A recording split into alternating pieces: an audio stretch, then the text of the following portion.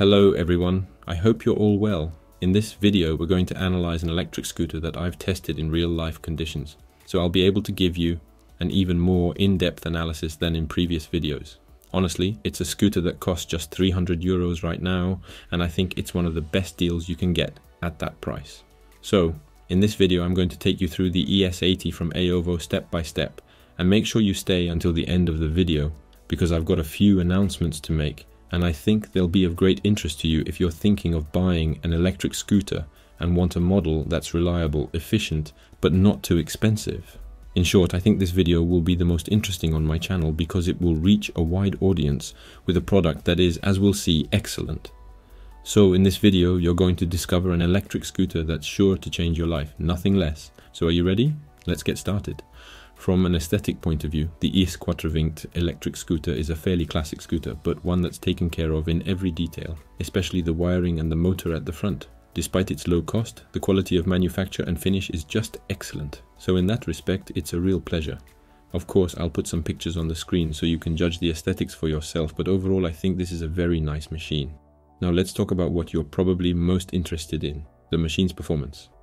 First of all, we've got a top speed of 25 km per hour, but we'll come back to that a little later.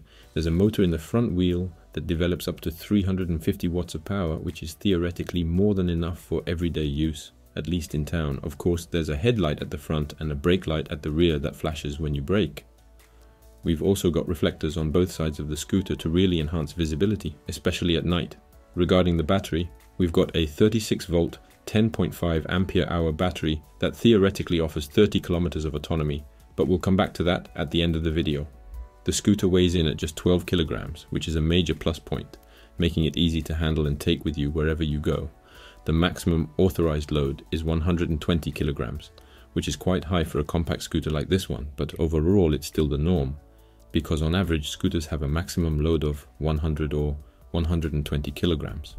In terms of dimensions, the deck is 14 centimeters wide, which is a size that provides decent comfort while remaining compact, especially when it comes to transporting the machine. Lengthwise, the deck is around 50 centimeters long, with 40 centimeters of really usable length, as you can see on the screen. And finally, the height is 14 centimeters from the ground, which is a pretty standard feature. The handlebars, meanwhile, are 96 centimeters from the deck and offer a very good driving position, but beware. For people over 1.90 m, I'd advise you to go for another model that's a little taller, like the Segway G2 Max. And finally, to finish with the dimensions, the handlebars are 42 centimeters wide, which is quite comfortable, and once again makes for a very compact scooter. Then in terms of braking, there's a mechanical disc brake at the rear and an electromagnetic brake at the front. We've got a reinforced mudguard, and that's a really good thing to have this kind of detail, which for me isn't a detail at all, but on a scooter at such a low price, I think it's really nice to see that they've taken care of the details, notably by properly reinforcing the mudguard. The same goes for the red cabling. I think all these details add real value to the machine, and on a scooter at this price, it's a really nice surprise. As for the tires, that's where things get really interesting, because you get 8.5-inch wheels with solid tires. That is tubeless, and therefore puncture-proof, but don't forget, it's both an advantage and a disadvantage to ride with this type of tire. And of course, the advantage of hard tires is that the wheels are puncture-proof. But the question is it more comfortable or is it unpleasant? If you want to know the answer to this question, put a like and subscribe to the YouTube channel, because there's a video coming this week on the channel where I'll be testing this scooter and giving you an even fuller review. Notably in terms of comfort, tire autonomy, braking and so much more. So if you're interested in this model and don't want to miss the full test, subscribe and even like this video. Then on the handlebars there's a bright high quality central display. With the button you can manage the driving mode, switch the lights on or off, and also start or switch off the electric scooter. On the left you'll find a brake handle plus a little bell that's handy when you need it. On the right there's a classic acceleration trigger that does the job perfectly. I'm now going to tell you about the app because I think it's a really excellent option on this particularly well designed scooter, and I honestly didn't expect such a good app on such an inexpensive model. So you're on the app, and as soon as you get in, you see a few little buttons. So you start by connecting the machine, and once the machine's connected, you've got quite a few options, and it's all really well centralized. First of all, you can lock the machine. All you have to do is press the button dedicated to this action. As soon as you hear the beep, it's locked in parking mode. In fact, the tires are locked and the motor is inactive. Quite simply, you can't turn it on or off until you've unlocked the machine via your app. That's pretty handy. So I'll unlock the machine, and then what you can do is activate the headlights remotely. I don't really see what use this would be in real life conditions, but it's always nice if you've forgotten to turn off the headlights and you've got your app. If you don't want to go down several flights of stairs, for example, it could come in handy eventually. Then you can manage the sport or eco mode. It's not very useful because you can do it directly on the scooter. Then when you click on settings, you're taken to the settings menu where you can activate cruise mode. So you can activate or deactivate this option very easily. As soon as you hear the beep, that means the option has been activated or deactivated. Then, once again, you can manage the driving mode, either eco mode or sport mode. You've heard the beep again. In the settings, you can also manage the headlights. Then there are unit settings, so I don't know what they're for yet. I can find out and I'll let you know next time if I found the use of these options. Here's a really nice feature, the cab start mode or zero start mode.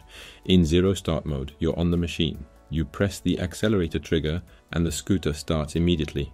Whereas in cab start mode, you have to push the electric scooter a little like on a conventional scooter. And as soon as it reaches 3 km per hour, the motor starts accelerating when you press the trigger. So it's a classic safety system, but I think it's great that you can remove it if you need to. And finally, there are the advanced settings where you'll find some very interesting things, notably the acceleration level, which you can gauge. Not bad at all. So for example, if you want to lend the scooter to a child or to someone who's never ridden a scooter before, this can be very useful. As for braking, I set it to maximum and it brakes well enough, but we'll talk about that in the test video. And last but not least, it's really nice to see this in an application where you can manage the maximum speed. So you can override the scooter or set it to a slower speed, but you can also go beyond 25 kilometers an hour. Does the motor allow it? I don't think you can go faster than 33 kilometers an hour. I'll certainly have to test it in real life conditions, but in theory, it could go up to 50 kilometers an hour. But it's a small 350 watt motor, so we'll be going up to 33 kilometers an hour, I think. So that's about it on the application. You can also, for example, put your phone on the handlebars of your scooter and get the kilometers per hour thanks to its speedometer, which can be pretty cool, but I still prefer to have my speedometer directly integrated into the scooter. And last but not least, one of the most interesting features I almost forgot. If you click on details in the middle and bottom of the screen, you'll find a lot of interesting information, including the percentage of battery remaining. It's very interesting to have details on battery level, current speed, and of course at standstill, battery voltage, current amps, current watts, engine temperature, and subtotal. Finally, as far as total mileage is concerned, you can see that I've only covered 10 kilometers with this scooter. That's all I have to say about the application. Personally, I find it extremely comprehensive. It's really very well done. I think it's better than the competition. Let me know in the comments if you agree with me. So, in concrete terms, what do I think of the ES80 electric scooter? First of all, I think it's got a lot going for it, especially in terms of its amazing value for money. We've got great quality, a really good machine for an extremely low price, and that's really good news. Our manufacturing quality is at least equal to that of our competitors, who nevertheless sell for much more. All in all, I'd say we've taken care of the details with a superb application, a reinforced mudguard, a good motor, and many other things we'll be talking about in the test video coming soon. In conclusion, this model really is the solution for those who want good equipment at the lowest possible price.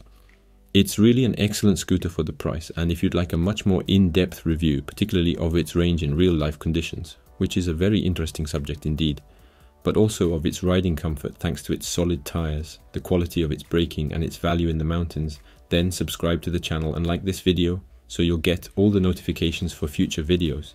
It's going to be memorable. If you're interested in this scooter, you'll find the link to order it in the video description. I hope you enjoyed this video. Don't forget to subscribe and give me a like, because it helps me to continue my work, and it would give me great pleasure and motivation to release more and better videos. And if there's a particular model you'd like me to test, let me know in the comments, and we'll see you in the next video that appears on the screen, and for the others, see you soon.